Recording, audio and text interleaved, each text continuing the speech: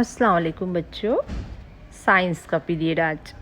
Science के period में हमारा 7th लेसन जिसका नाम है हरकत, कुव्वत और काम। तो बच्चों आज हम हरकत किसे कहते हैं, कुव्वत किसे कहते हैं, काम की तारीफ़ क्या है, इसके बारे में मालूमात हासिल करेंगे। तो निकालो साइंस की बुक, सफ़ा नंबर 46। जैसा कि आपको तस्वीर में दिखाई दे रहा है बच्चों कि तस्वीर में दो चीज़ें हैं, एक दरख्त है और दूसरा बस है। हमें पता है कि बस हरकत करती है क्योंकि बस एक जगह से दूसरी जगह चलती है, जाती है, लेकिन दरख्त हरकत नहीं करता, यानी वो अपनी जगह खड़ा हुआ है, वो एक जगह से दूसरी जगह नहीं जा सकता। तो इसे क्या कहेंगे बच्चों? हरकत। जैसा कि आप देख रहे हो कि गाय क्या कर रही है, चारा चर रही है। चारा चर रही है तो उसे एक जगह से दूसरी जगह क्या करना पड़ रहा है? हरकत करना पड़ रहा है, जाना पड़ रहा है, चलना पड़ रहा है। और इसी तरह से हॉर्स, घोड़ा भी क्या कर रहा है? चल रहा है, एक जगह से दूसरी जगह मुंतकिल हो रहा है। इसी तरह से हम देख रहे हैं कि ठेले वाला है तो उसे क्या करना है? एक जगह से दूसरी जगह ठेले पर सामान लेकर जाना है। जा रहे हैं, एक जगह से दूसरी जगह मुंतकिल हो रहे हैं, यानी उनमें क्या हो रही है बच्चों? हरकत हो रही है। इसे हम क्या कहेंगे? हरकत कहेंगे। देखो बच्चों, आप जानते हैं कि जब चीज़ों पर कुव्वत काम करती है तो इसकी हरकत या शक्ल में तब्दीली होती है। आइए देखेंगे कि कुव्वत की मदद से काम किस तरह होता है, किस तरह हम कुव्वत की मदद से काम कर सकते हैं। तो बच्चों, जैसा कि आपको तस्वीर में नज़र आ रहा है, आप ध्यान से देखिए। फासला और हटाव, डिस्टेंस एंड डिस्प्लेसमेंट किसे कहते हैं?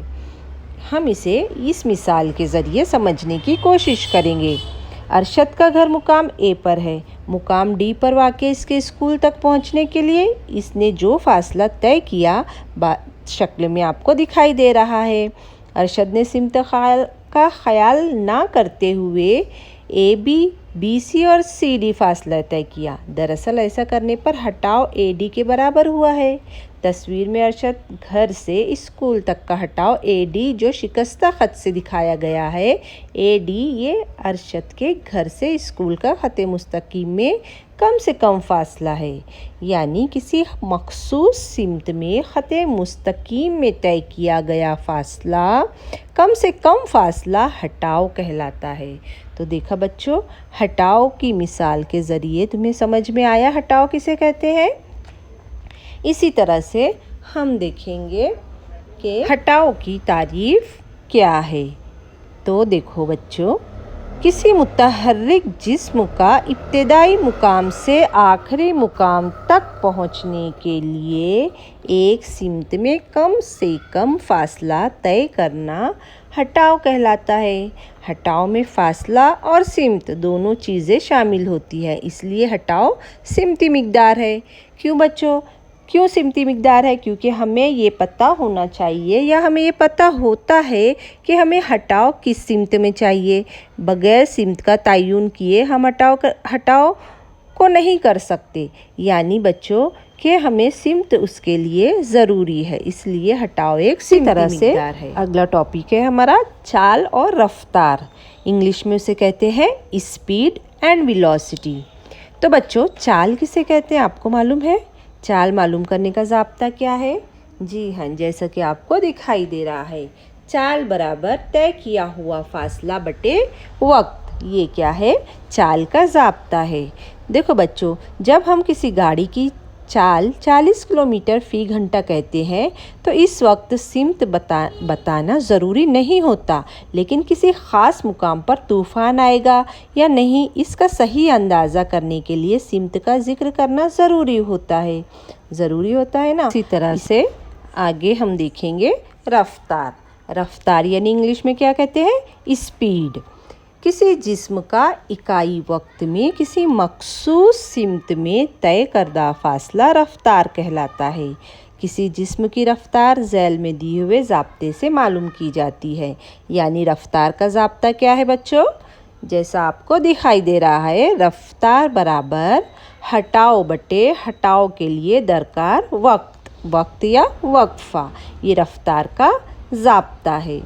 ठीक है, तो बच्चों आगे देखेंगे औसत रफ्तार और यखलख्त रफ्तार, इसमें क्या डिफरेंस है। देखो बच्चों, कोई शय ख़ते मुस्तकीम में जाते हुए भी इसकी रफ्तार बदल सकती है। मसलन हम देखेंगे एक ट्रक मुकाम ए से मुकाम डी तक 40 किलोमीटर ख़ते मुस्तकीम में जाता है, यानी ए डी हटाओ होगा, जैसा आपको शक्ल में नज़र आ रहा है। इसे दरकार कुल वक्त अगर 1 घंटा हो तो इसकी औसत रफ्तार 40 किलोमीटर घंटा होगी, यानी 1 घंटे में वो 40 किलोमीटर फासला तय करेगा।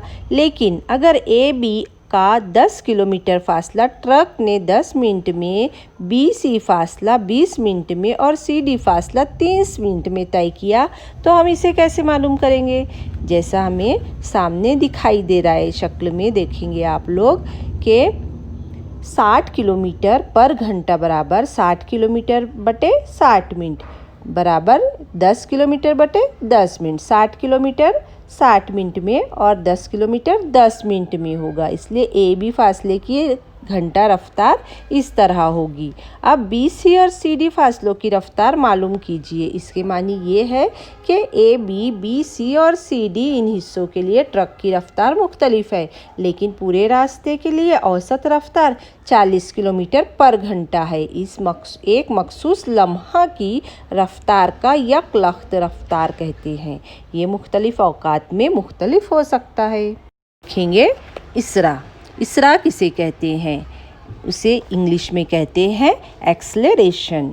जैसे हम पिछली मिसाल में ए बी ये फासला ट्रक ने 60 किलोमीटर पर घंटे की रफ्तार से, तो बी सी ये फासला 30 किलोमीटर पर घंटा, जबकि सी डी फासला 40 किलोमीटर घंटे की रफ्तार से तय किया गया, यानी कि फासला बी सी तय करने की रफ्तार के मुकाबले में फासला सी डी तय करने की वाली रफ्तार ज़्यादा है। रफ्तार में ये तब्दीली कितने सेकंड में हुई बच्चों, इस पर से हम रफ्तार की फ़ी सेकंड होने वाली तब्दीली मालूम कर सकते हैं।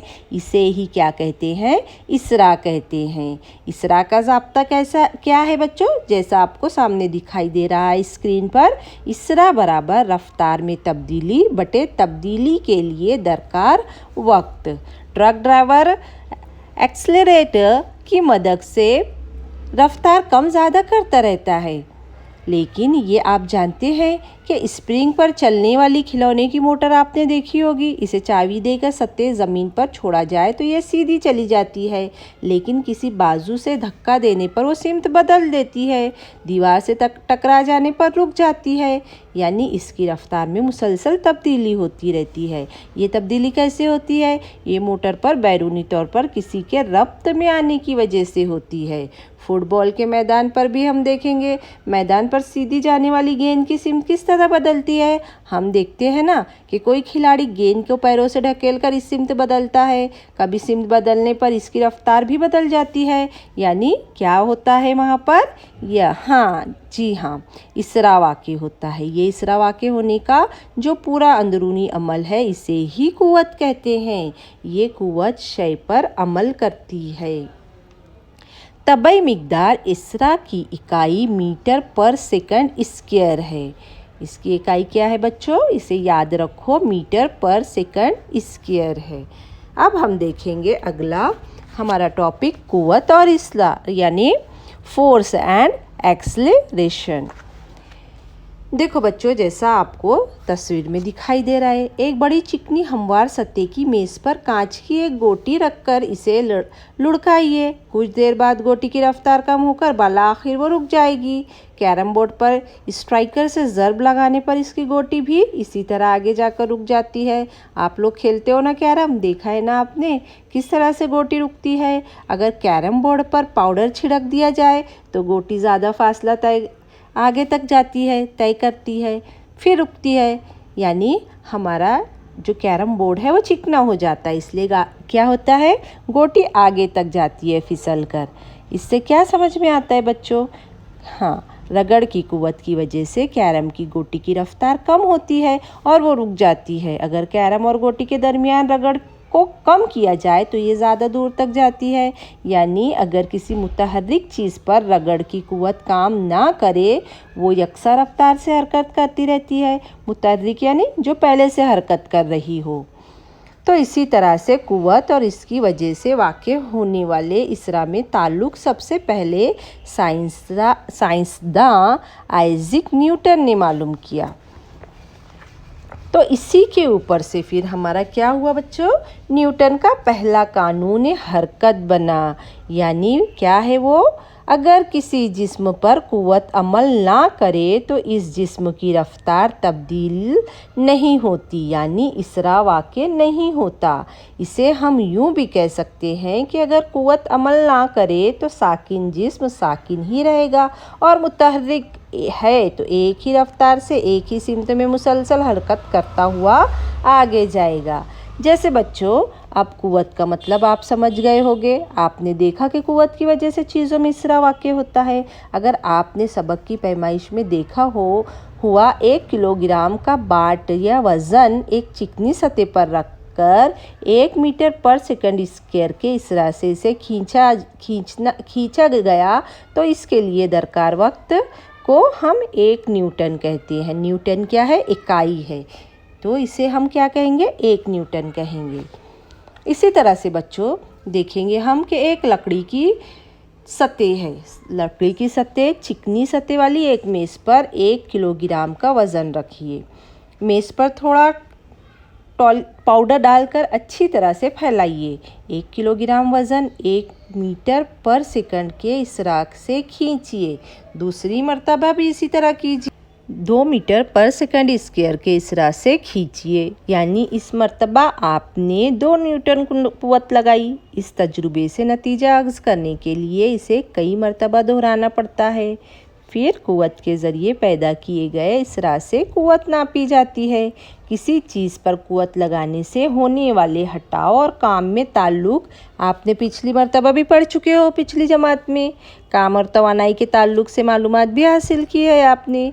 आप ये भी जानते हो बच्चों कि काम करने की सलाहियत को ही तवानाई कहते हैं। हम इसे शशम जमात में पढ़ चुके हैं। तो हम देखेंगे अब कुव्वत, हटाव और काम, ये तीनों के बीच में क्या ताल्लुक़ है। इसे इंग्लिश में क्या कहते हैं बच्चों, कुव्वत यानी फोर्स, हटाव यानी डिस्प्लेसमेंट एंड काम यानी वर्क। तो जैसा आप शक्ल में देख रहे हो, बाजू की शक्ल में एक मेज़ पर लकड़ी का एक कुंदा रखकर डोरी के से क्या किया गया है, कुंदे को बांधकर डोरी का सिरा चरखी पर से गुजारा गया। डोरी के दूसरे सिरे पर एक पड़ला बांधा गया। पड़ले में कुछ वज़न रखा गया। तो क्या हुआ, ज़्यादा वज़न रखने पर कुंदा आगे सरकता हुआ नज़र आ रहा है हमें। तो बाजू की शक्ल में जो दिखाई दे रहा है आपको, कौन सी कुव्वत लगाई गई, ये कुव्वत किस तरह से बढ़ाई जा सकती है। ज़्यादा कुव्वत लगाने पर क्या होगा, ऐसा हम कब कह सकते हैं कि लगाई गई कुव्वत से काम हुआ, बताओ बच्चों। हाँ, हम कह सकते हैं कि कुंदे के आगे सरकने से इसमें हटाव वाक़ हुआ। हटाव हुआ मतलब कुव्वत के ज़रिए काम हुआ। क्या काम की पैमाइश की जा सकती है, हम भी जानते हैं कि काम कुव्वत और हटाव पर मुनहसिर होता है। किसी चीज़ का काम कब होता है बच्चों, जब उस पर कुव्वत लगाई जाती है और वो अपनी जगह तब्दील करता है, तब हम क्या कहते हैं, काम हुआ। तो बच्चों नीचे दिए हुए ज़ाब्ते में इनका ताल्लुक़ कैसे वाज़े किया गया है, देखो, work is equal to force into, बोलो बच्चों, जी हाँ, स्पीड, यानी work is equal to force into speed. SI निज़ाम में काम की इकाई जूल, कुव्वत की इकाई न्यूटन और हटाव की इकाई मीटर है। और सीजीएस निज़ाम में काम की इकाई क्या है, अर्ग है। तो बच्चों इसे तुम्हें क्या करना है, याद करना है। सब हर कुव्वत, फोर्स, इसरा, सब की तारीफ़ याद करना है, इनकी इकाइयाँ याद करनी है। ठीक है बच्चों, एक मर्तबा अच्छे से सबक पढ़ना है और मश्की सवाल में जाकर खाना पूरी करने की कोशिश करना है। कॉस की मदद से खाली जगह पूरी करनी है और मुझे व्हाट्सएप पर सेंड करना है। अल्लाह हाफिज़। घर में रहो, महफूज रहो।